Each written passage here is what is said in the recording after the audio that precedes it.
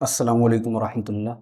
حامد و مصلی اما بعد، شیخ الاسلام امام محمد بن عبد الوہاب رحمۃ اللہ علیہ فرماتے ہیں وانواع العبادت التی امر اللہ بها مثل الاسلام والایمان والاحسان ومنه الدعاء والخوف والرجاء والتوکل والرغبہ والرہبہ والخشوع والخشیہ والانابہ والاستعانہ والاستعاذہ والاستغاثہ والذبح والنذر وغیر ذلك من العبادت التی امر اللہ بها، والدلیل قولہ تعالی وان المساجد للہ فلا تدعوا مع اللہ احدا۔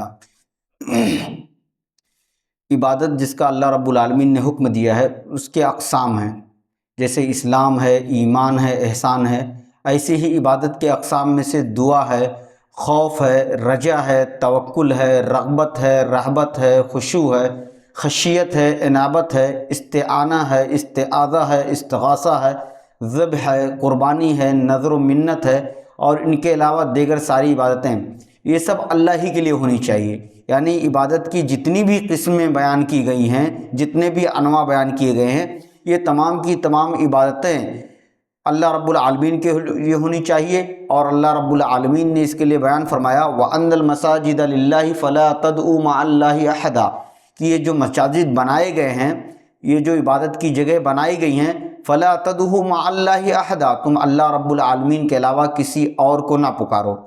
اس کی شرح میں بیان کرتے ہیں کہ وَأَنْوَاءُ الْعِبَادَةِ الَّتِي أَمَرَ اللَّهُ بِهَا، کہ عبادت کے وہ انواع جس کا اللہ رب العالمین نے حکم دیا ہے، جیسے کہ اسلام کے بارے میں بیان فرمایا، ایمان کے بارے میں بیان فرمایا۔ اسلام کسے کہتے ہیں؟ اسلام استسلام کو کہتے ہیں، یعنی خود سپردگی کو کہتے ہیں، جس سے ظاہری اعمال مراد ہیں۔ لیکن جب اسلام اور ایمان کو ایک ساتھ ذکر کیا جاتا ہے، جیسے کہ یہاں شیخ الاسلام نے ذکر کیا ہے، اور اسی طرح حدیث جبریل کے اندر جب حضرت جبریل علیہ السلام رسول کریم علیہ السلام کے پاس آئے تھے اور انہوں نے سوال کیا تھا اسلام کے بارے میں، ایمان کے بارے میں، تو جس طرح حدیث جبریل میں دونوں ایک ہی سیاق میں وارد ہوئے ہیں، تو ایسی صورت میں اسلام سے ظاہری بدنی عبادت مراد ہوتے ہیں، جیسے کہ نماز، زکوٰۃ وغیرہ، اور ایمان سے قلبی عبادتیں مراد ہوتی ہیں۔ اسلام سے ظاہری عبادتیں نماز، روزہ، زکوٰۃ وغیرہ، نماز، زکوٰۃ وغیرہ، اور ایمان سے قلبی جیسے کہ خشیت، ڈر، محبت، رضا، مراقبہ وغیرہ، یہ سارے قلبی اعمال ایمان کی شاخیں ہیں۔ احسان کسے کہتے ہیں؟ احسان ان دونوں کے مقابلے کچھ زیادہ ہی دقیق اور خاص ہے، چنانچہ سب سے زیادہ شمولیت اور عمومیت اسلام کے اندر ہے، پھر ایمان کے اندر، پھر احسان کے اندر، جیسا کہ اس کی تفصیل انشاءاللہ آگے بیان کی جائے گی۔ شیخ نے کہا کہ دعا، خوف، رجا، توکل، رغبت، رہبت، خشوع، خشیت، انابت، استعانہ، استعاذہ، استغاثہ، ذبح وغیرہ، اس سے کیا کیا مراد ہے؟ دعا کسے کہتے ہیں؟ یعنی عبادت کی بہت ساری قسمیں ہیں، عبادت کی قسموں میں سے ایک قسم کیا ہے؟ دعا ہے۔ دعا، اب آپ اللہ رب العالمین کے علاوہ کسی اور سے اپنی ضرورتیں مانگیں گے، فریاد کریں گے، تو یہ شرک کے زمرے میں آ جائے گا۔ آپ کو مانگنا ہے، سوال کرنا ہے، اپنی حاجت طلب کرنی ہے، تو اللہ رب العالمین سے طلب کیجئے، جیسے کہ انس بن مالک کی حدیث ہے، اللہ کے رسول سے روایت کرتے ہیں الدعاء مخ العبادہ، دعا کیا ہے؟ عبادت کا مغز ہے، دعا عبادت کا مغز ہے۔ اللہ کے رسول صلی اللہ علیہ وسلم اور اسی طرح اللہ رب العالمین نے قرآن مجید کے اندر مختلف مقامات پر ارشاد فرمایا ہے وَإِذَا سَأَلَكَ عِبَادِي عَنِّي فَإِنِّي قَرِيب، جب آپ سے میرے بندے میری بابت سوال کریں تو آپ کہہ دیجئے فَإِنِّي قَرِيب، میں بہت ہی زیادہ قریب ہوں، اُجِیبُ دعوۃ الداعی، پکارنے والے کی پکار کا میں جواب دیتا ہوں، فَلْيَسْتَجِیبُوا لِی، لہٰذا مجھے پکاریں۔ تو دعا کیا ہے؟ بہت بڑی عبادت ہے۔ مسائل میں، مشکلات میں، پریشانیوں میں ہمیں اللہ رب العالمین سے رجوع کرنا چاہیے۔ اسی طرح نعمان بن بشیر اللہ کے رسول سے روایت کرتے ہوئے کہتے ہیں کہ الدعاء هو العبادہ، دعا کیا ہے؟ یہ عبادت ہی ہے۔ آگے رب العالمین کا ارشاد وقال ربکم ادعونی استجب لکم، تمہارے رب کا یہ فرمان ہے کہ مجھے پکارو، میں تمہاری پکار کا جواب دوں گا۔ اسی طرح ایک دوسری روایت میں ہے الدعاء والعبادہ، دعا کیا ہے؟ عبادت ہی ہے۔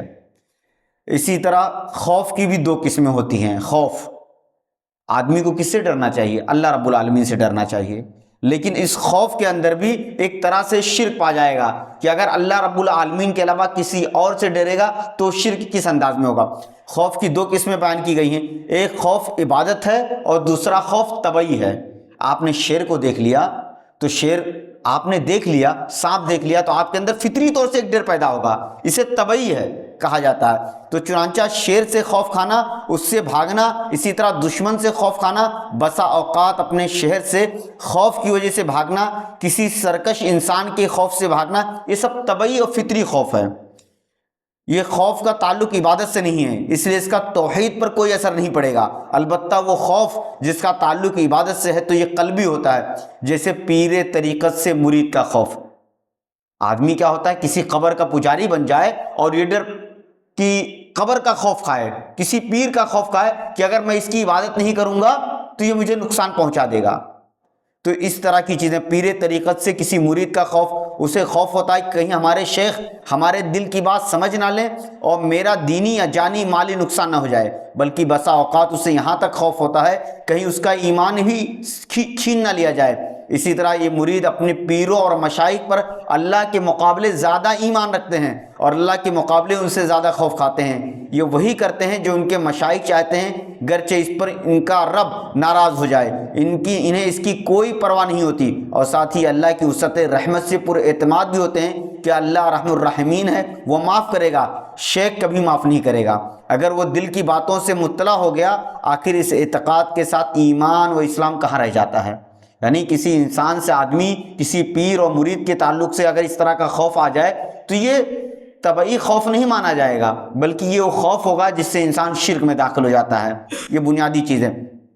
اسی طرح ہمارے ہاں بہت ساری خیالی اور افسانی ہوئی چیزیں پائی جاتی ہیں، بلکہ یہ حقائق ہیں جو ہمارے ارد گرد ممالک میں ہو رہے ہیں۔ بہت سارے لوگ یہ اعتقاد رکھتے ہیں کہ ایک مرید اپنے شیخ طریقت کے سامنے ویسا ہی بیٹھتا ہے جیسے کوئی کتا اپنے آقا کے سامنے دم دبا کر بیٹھتا ہے، خائف ہو کر زمین کی طرف سے جھکائے ہوتا ہے۔ آپ دیکھیے قرآن مجید کے اندر اللہ رب العالمین نے یہود و نصارہ کی بابت کہ انہوں نے اپنے علماء کو رب بنا لیا، اتخذوا احبارهم ورهبانهم اربابا من دون اللہ، اپنے عالموں کو، اپنے عالموں کو، اپنے راہبوں کو انہوں نے کیا کر لیا؟ رب بنا لیا۔ یہ رب بنانے کی نوعیت کیا تھی؟ رب بنانے کی نوعیت یہی تھی کہ انہوں نے جس چیز کو حلال قرار دیا اس کو انہوں نے حلال سمجھ لیا، حالانکہ اللہ رب العالمین نے اسے حرام قرار دیا تھا، لیکن انہوں نے اپنے عالموں کو، اپنے راہبوں کو، اپنے عبادت گزار لوگوں کو رب بنا لیا۔ یہ بھی ایک صرف اس وجہ سے کہ ڈر تھا، خوف تھا، تو یہ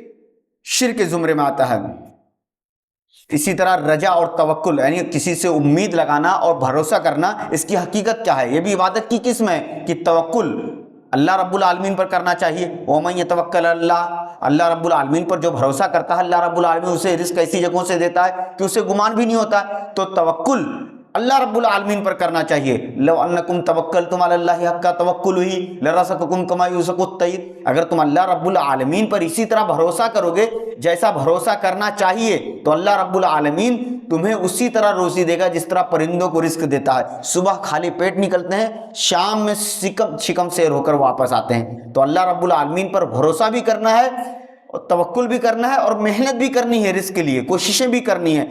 پرندے نکلتے ہیں رزق کی تلاش میں، اسی طرح آپ کو بھی رزق کی تلاش میں نکلنا ہے۔ اسی طرح رجا اور امید لگانے کا تعلق، اس میں بھی ان کا موقف اسی طرح ہے جس طرح خوف میں ہوتا ہے۔ توکل اللہ پر مکمل بھروسہ رکھنے کو کہتے ہیں۔ چنانچہ ایک انسان پر واجب ہے کہ ان تمام امور پر جن پر صرف اللہ ہی کی قدرت ہے اس کے سوا کسی سے امید نہ رکھے، ان امور میں اسی پر بھروسہ رکھے اور اسی سے مانگے۔ اسی طرح ہم نے خوف کو منقسم کیا، اسی طرح توکل کی قسمیں نہیں ہیں، کیونکہ غیر اللہ پر مطلق طور پر توکل کرنا جائز نہیں۔ اگر کوئی انسان کسی اور پر بھروسہ کر کے بیٹھ جاتا ہے تو وہ شرک کے زمرے میں داخل ہوگا۔ البتہ یہ توکل جائز اور مشروع اسباب کے اپنانے سے مانے نہیں ہے، بلکہ بندہ اس کے لیے معمور، جیسے کہ حصول علم کے لیے سفر کرنا، اولاد کے لیے شادی کرنا، حصول رزق کے لیے تجارت اور زراعت اور کوئی کام کرنا، لیکن یہ سب اسباب ہیں جن پر کلی بھروسہ نہیں کیا جاتا، بلکہ کلی بھروسہ صرف اللہ پر کیا جاتا ہے۔ آپ دیکھتے ہیں کتنے لوگ ایسے ہیں جو کاروبار کرتے ہیں، تجارت کرتے ہیں، لیکن کیا ان کی تجارت اور کاروبار سے صرف فائدہ ہی ہوتا ہے؟ نہیں، اللہ رب العالمین پر بھروسہ کیجئے کہ اس رزق، اس تجارت کے ذریعے اللہ رب العالمین ہمیں رزق حلال دے اور ہماری تجارت میں برکت دے۔ اسی طرح عبادت کی قسموں میں سے ایک قسم کیا ہے؟ رغبت اور رہبت، خشوع، خشیت اور انابت۔ یعنی جہاں تک رغبت اور رہبت کا تعلق ہے تو اس میں رغبت خیر کے امور میں ہوتا ہے، بھلائی کے امور میں ہوتا ہے، اور رغبت شر کے امور میں ہوتا ہے۔ چنانچہ رغبت اور رہبت دونوں صرف اللہ ہی کی ذات سے ہونی چاہیے، یعنی ڈر بھی اللہ سے ہونا چاہیے، امید بھی اللہ سے ہونی چاہیے، اور خیر کے کاموں میں توقع بھی اللہ سے کرنی چاہیے۔ اور جہاں تک خشوع، خشیت اور انابت کا تعلق ہے تو خشوع اور خشیت دونوں متقارب ہیں، البتہ انابت توبہ اور رجوع اللہ کو کہتے ہیں، یہ سب اللہ کے ساتھ خاص ہے۔ خشیت اور خشوع و خضوع سب اللہ ہی کے لیے ہیں، اس میں کوئی دوسرا شریک نہیں ہو سکتا ہے، یعنی خشوع اختیار کرنا، خضوع اختیار کرنا، یہ صرف اللہ کے لیے خاص ہے کہ ہم کسی کے سامنے عاجزی کا اظہار کریں، ڈر کا اظہار کریں تو وہ اللہ کے لیے کریں، کسی اور کے سامنے نہ کریں۔ اسی طرح استغاثہ، جہاں تک استغاثہ کا تعلق ہے تو یہ جائز ہے کہ آپ کسی انسان کی پناہ میں آ کر شہر میں داخل ہو جائیں تاکہ آپ کو تحفظ حاصل ہو جائے، یا آپ آگ بجھانے والوں سے استغاثہ کریں تاکہ وہ آ کر آگ بجھا دیں، یا اسی طرح ان تمام امور میں استغاثہ کر سکتے ہیں جن پر بندے کی قدرت ہے۔ لیکن اگر کسی ایسی چیز میں استغاثہ کریں گے جس پر اللہ قادر ہے تو یہی شرک ہے۔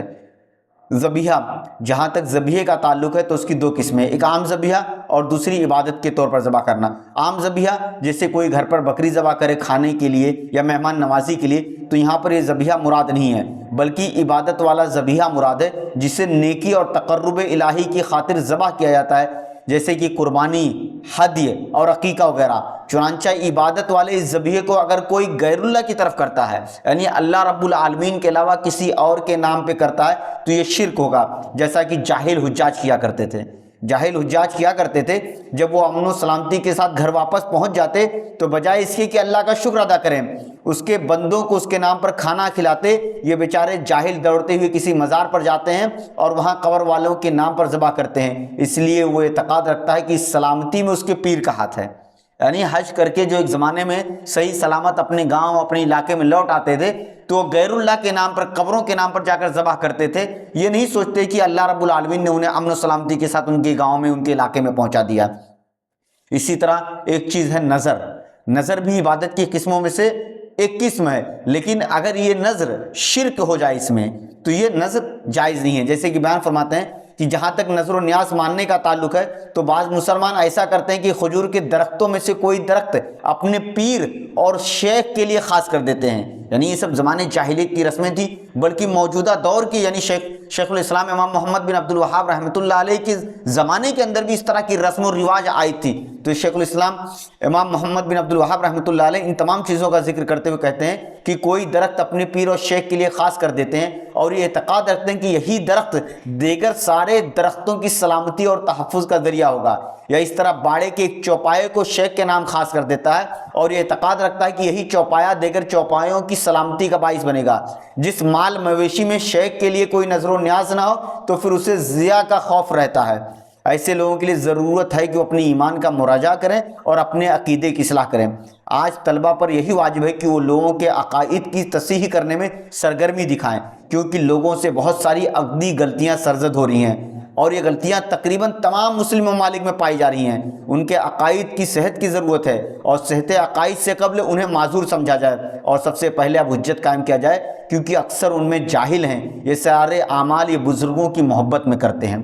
ایسے لوگوں کے سامنے حق واضح نہیں ہوتا اور کفر کا حکم ان لوگوں پر لگایا جاتا ہے جن پر حق واضح ہو چکا ہے اور حجت قائم ہو چکی ہے، جیسے کہ اللہ رب العالمین کا ارشاد ہے وَمَن يُشَاقِقِ الرَّسُولَ مِن بَعْدِ مَا تَبَيَّنَ لَهُ الْهُدَىٰ وَيَتَّبِعْ غَيْرَ سَبِيلِ الْمُؤْمِنِينَ نُوَلِّهِ مَا تَوَلَّىٰ وَنُصْلِهِ جَهَنَّمَ وَسَاءَتْ مَصِيرًا، کہ جو رسول کی مخالفت کرتا ہے حق اور ہدایت واضح ہو جانے کے بعد اور مومنوں کے علاوہ راستوں کی پیروی کرتا ہے، ہم اسے اسی راستے کی طرف پھیر دیتے ہیں جس طرف وہ جانا چاہتا ہے، اور ایسے لوگوں کا ٹھکانہ جہنم ہے۔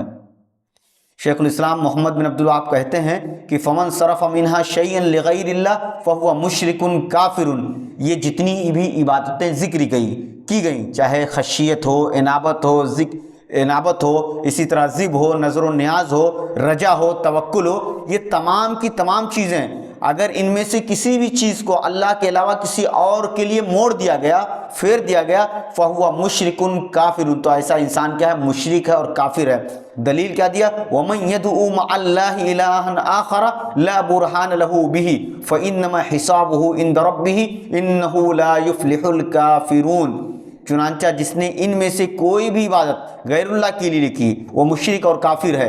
जो शख्स अल्लाह के साथ किसी दूसरे माबूद को पुकारे जिसकी कोई दलील उसके पास नहीं, उसका हिसाब तो उसके रब के ऊपर ही है, बेशक काफिर लोग नजात से महरूम हैं।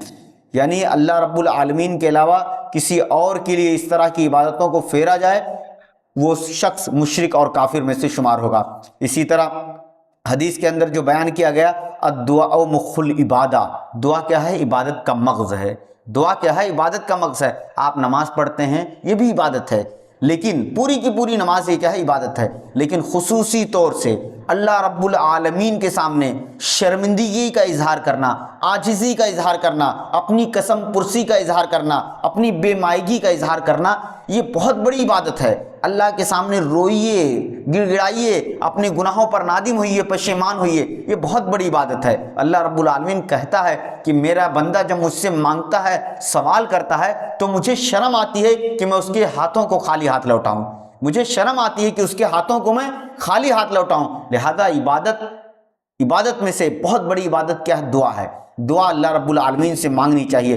अल्लाह रब्बुल आलमीन इरशाद फरमाते हैं, वक़ाल रब्बुकुम उदऊनी अस्तजिब लकुम इन्नल्लज़ीना यस्तकबिरूना अन इबादती सयदखुलूना जहन्नम दाखिरीन, कि तुम्हारा रब कहता है मुझे पुकारो, मैं तुम्हारी पुकार का जवाब दूंगा। बेशक जो लोग मेरी इबादत से यानी मुझे पुकारने से, बहुत सारे लोग चूर रहते हैं तकब्बुर में चूर रहते हैं, अना में चूर रहते हैं, उन्हें शर्म आती है कि रब्बुल आलमीन के सामने हाथ फैलाएं, यानी अल्लाह रब्बुल आलमीन के सामने आजिज़ी का इजहार करते हुए शर्म आती है। तो अल्लाह रब्बुल आलमीन कहते हैं इन्नल्लज़ीना यस्तकबिरूना अन इबादती, कि जो लोग मेरी इबादत से एराज करते हैं, तकब्बुर करते हैं, खुदसरी करते हैं, सयदखुलूना जहन्नम दाखिरीन, वह अनकरीब जलील होकर जहन्नम में दाखिल होंगे, इसी तरह शेखुल इस्लाम मोहम्मद बिन अब्दुल वहाब कहते हैं कि खौफ क्या है? खौफ अल्लाह रब्बुल आलमीन का होना चाहिए। इरशाद फरमाया, फला तखाफूहुम व खाफूनी इन कुंतुम मोमिनीन, तुम लोगों से खौफ ना खाओ, खाफूनी और मुझसे डरो, इन कुंतुम मोमिनीन, अगर तुम ईमान वाले हो। यानी अगर अल्लाह रब्बुल आलमीन पर ईमान रखते हो तो तुम्हारा तो तरीका होना चाहिए कि तुम अल्लाह रब्बुल आलमीन से डरो। इसी तरह उम्मीद अल्लाह रब्बुल आलमीन से कायम करना है। फमन कान यरजू लिक़ा रब्बिही फलयअमल अमलन सालिहा वला युशरिक बिइबादति रब्बिही अहदा। फमन कान यरजू लिक़ा रब्बिही, जो शख्स अपने रब से मुलाकात का उम्मीद रखता है, आपको मालूम होना चाहिए कि एक दिन आएगा अल्लाह रब्बुल आलमीन का हम दीदार करेंगे। इसी तरह दीदार करेंगे जिस तरह 14वीं के चांद को हम देखते हैं, वैसे ही अल्लाह रब्बुल आलमीन का हम दीदार करेंगे। तो जो शख्स अल्लाह रब्बुल आलमीन से मोहब्बत रखता है, उसके दीदार का शर्फ हासिल करना चाहता है, फलयअमल अमलन सालिहा, तो वो नेक अमल करे, वला युशरिक बिइबादति रब्बिही अहदा, और अल्लाह रब्बुल आलमीन के साथ किसी को शरीक न ठहराए। रब्बुल आलमीन ने इरशाद फरमाया कि तवक्कुल अल्लाह रब्बुल आलमीन पर करना चाहिए। इरशाद क्या है? व अलल्लाहि फतवक्कलू इन कुंतुम मोमिनीन, और अल्लाह ही पर एतमाद करो, अल्लाह ही पर तवक्कुल करो अगर तुम ईमान वाले हो। वमन यतवक्कल अलल्लाह, और जो अल्लाह रब्बुल आलमीन पर भरोसा करता है, फहुवा हस्बु, तो अल्लाह रब्बुल आलमीन उसके लिए काफ़ी है। अब आप देखिए कि बहुत सारे हालात ऐसे आते हैं कि आदमी कहता है कि मैं सिर्फ अल्लाह की इबादत करता हूँ, अल्लाह से मांगता हूँ, लेकिन आजमाइशों का दौर ख़त्म नहीं हो रहा है। आजमाइशें हैं, मेरा कारोबार मंदा है, मेरे घर में परेशानियां हैं, मैं मुश्किल तरीन हाल से दो चार हूँ, तो ये क्या है? इन्नमा युब्तल रजुलु अला हस्बि दीनिही, ईमान जितना कवी होगा, जितना मजबूत होगा, अल्लाह की आजमाइश भी उतनी ही, अल्लाह की आजमाइश भी आती है। कारोबार मंदा है, घर में परेशानियां हैं, तो अल्लाह से दुआ कीजिए, अल्लाह से इस्तिग़फ़ार कीजिए। ये परेशानियां, ये आजमाइश, ये तकालीफ, ये महन सब अल्लाह रब्बुल आलमीन की तरफ से है, इसका अजर अल्लाह रब्बुल आलमीन देने वाला है। आप दुआएं मांगिए, इल्तिजा कीजिए, अल्लाह रब्बुल आलमीन आपकी दुआओं के ज़रिए आपकी बलाओं को टालेगा, मगर सब्र कीजिए। इन्नमा युवफ़्फ़स साबिरूना अजरहुम बिग़ैरि हिसाब, ये ऐसे ही नहीं कहा गया कि मसाइल आएंगे, मुश्किलात आएंगी, परेशानियां आएंगी और आप सब्र करेंगे, हकीकी सब्र करेंगे, तो अल्लाह रब्बुल आलमीन बगैर हिसाब किताब के आपको अजर देगा। युन्नमा युवफ़्फ़स साबिरूना अजरहुम बिगैर हिसाब, कोई हिसाब किताब नहीं होगा। जब मुश्किलात आएँ तो अल्लाह से रुजू हों, अल्लाह से गुहार लगाएं, सब्र कीजिए उन मसाइब पर, मुश्किलात पर। इसी तरह शेखुल इस्लाम मोहम्मद बिन अब्दुल वहाब कहते हैं कि रग़बत, रहबत और खुशू انہم کانوا یسارعون فی الخیرات ویدعوننا رغبا ورہبا وکانوا لنا خاشعین، کہ یہ لوگ یسارعون فی الخیرات، اچھائی کے کاموں میں بڑھ چڑھ کر شریک ہوتے ہیں، جہاں دیکھتے ہیں کہ نیکی کا کام ہے، اچھائی کا کام ہے، خیر کا کام ہے، یہاں پر اللہ رب العالمین سے ہمیں اجر ملنے والا، فوراً اپنا مال، اپنا وقت سب کچھ صرف کر دیتے ہیں، اور وَيَدْعُونَنَا، اور ہمیں رغبت کے ساتھ، رہبت کے ساتھ پکارتے ہیں، وَكَانُوا لَنَا خَاشِعِينَ، اور ہم سے ہی ڈرنے والے ہیں۔ یعنی ایک طرف جہاں اچھائی کی چیزیں دیکھتے ہیں، وہاں اپنے اوقات کو، اپنے مال کو اللہ کے راستے میں لگاتے بھی ہیں، اور ہم سے ہی امیدیں لگائے رہتے ہیں، ہم سے ہی ڈرتے ہیں۔ اسی طرح فَلَا تَخْشَوْهُمْ وَاخْشَوْنِي، تم ان سے نہ ڈرو، وَاخْشَوْنِي، مجھ سے ہی ڈرو، وَأَنِيبُوا إِلَىٰ رَبِّكُمْ وَأَسْلِمُوا لَهُ، اور اللہ رب العالمین کی طرف مائل ہو جا اور اسی کے مطیع و فرمانبردار ہو جا۔ حضرت زکریا علیہ السلام کی مثال پیش کی، وَزَكَرِيَّا إِذْ نَادَىٰ رَبَّهُ رَبِّ لَا تَذَرْنِي فَرْدًا وَأَنْتَ خَيْرُ الْوَارِثِينَ۔ زکریا علیہ السلام نے اپنے رب سے گہار لگائی، زکریا علیہ السلام نے اپنے رب سے گہار لگائی، اے میرے پروردگار مجھے تنہا نہ چھوڑ، وَأَنْتَ خَيْرُ الْوَارِثِينَ، اور تو ہی بہترین وارث دینے والا ہے۔ فَاسْتَجَبْنَا لَهُ، ہم نے اس کی دعا کو سنا، وَوَهَبْنَا لَهُ يَحْيَىٰ، ہم نے اسے یحییٰ دیا۔ آپ بتائیے زکریا علیہ السلام بڑھاپے کی عمر میں، قرآن مجید کے اندر پورا واقعہ ذکر ہے، انی وہن العظم منی واشتعل الراس شیبا ولم اکن بدعائک ربی شقیا، میری ہڈیاں کمزور ہو گئی ہیں، میرے بال سفید ہو چکے ہیں، ہاں لیکن اے میرے پروردگار میں تجھ سے کبھی مایوس نہیں ہوا۔ دعا کی بڑھاپے کی عمر میں تو اللہ رب العالمین نے کہا وَوَهَبْنَا لَهُ يَحْيَىٰ، اور ہم نے انہیں یحییٰ عطا کی۔ یہ نبی کا واقعہ ہے، لیکن دنیا کے اندر ایسے بے شمار واقعات ہیں کہ انسان بڑھاپے کی عمر میں اولاد سے مایوس ہے، اللہ نے اسے اولاد کی نعمت سے نوازا ہے۔ بہت سارے واقعات تاریخ کے اندر ملتے ہیں، سیرت کے اندر ملتے ہیں، موجودہ حالات کے اندر ملتے ہیں کہ اللہ رب العالمین نے 20-20 سال، شادی کے 20-20 سال بعد، 15 سال بعد انہیں اولاد سے نوازا۔ تو اللہ رب العالمین سے التجا کرنی چاہیے، فریاد کرنی چاہیے، اور اگر اللہ اولاد نہیں دے رہا ہے تو اس کے اندر بھی اللہ رب العالمین کی کوئی مصلحت ہے، مصلحت اس کے اندر بھی اللہ رب العالمین کی ہے۔ رب العالمین کا فرمان ہے عسیٰ ان تحبوا شیئا وہو شر لکم وعسیٰ ان تکرہوا شیئا وہو خیر لکم واللہ یعلم وانتم لا تعلمون، کہ بسا اوقات تم سمجھتے ہو کہ تمہارے لیے کسی کام کے اندر بھلائی ہے، عسیٰ ان تحبوا شیئا، تمہارے لیے کسی کام کے اندر خیر ہے حالانکہ اس کے اندر تمہارے لیے شر رہتا ہے، اور تم سمجھتے ہو کہ کسی کام کے اندر تمہارے لیے برائی ہے حالانکہ اس کے اندر تمہارے لیے اچھائی ہوتی ہے۔ اللہ بہتر جانتا ہے اور تم اس بہتر نہیں جانتے۔ تو اگر اولاد آپ کے ہاں نہیں ہو رہی ہے، یا اللہ نے آپ کو دولت سے نہیں نوازا، یا اللہ نے آپ کی دولت چھین لی ہے، تو اس میں بھی اللہ رب العالمین کی کوئی مصلحت ہے، اللہ رب العالمین کی کوئی حکمت ہے۔ ہم کسی آزمائش سے دوچار ہیں تو یہ اللہ رب العالمین کی کوئی نہ کوئی مصلحت اس میں پوشیدہ ہے۔ ہمیں ہر حال میں اللہ رب العالمین کا شکر ادا کرنا چاہیے۔ وَوَهَبْنَا لَهُ يَحْيَىٰ وَأَصْلَحْنَا لَهُ زَوْجَهُ إِنَّهُمْ كَانُوا يُسَارِعُونَ فِي الْخَيْرَاتِ وَيَدْعُونَنَا رَغْبًا وَرَهْبًا وَكَانُوا لَنَا خَاشِعِينَ۔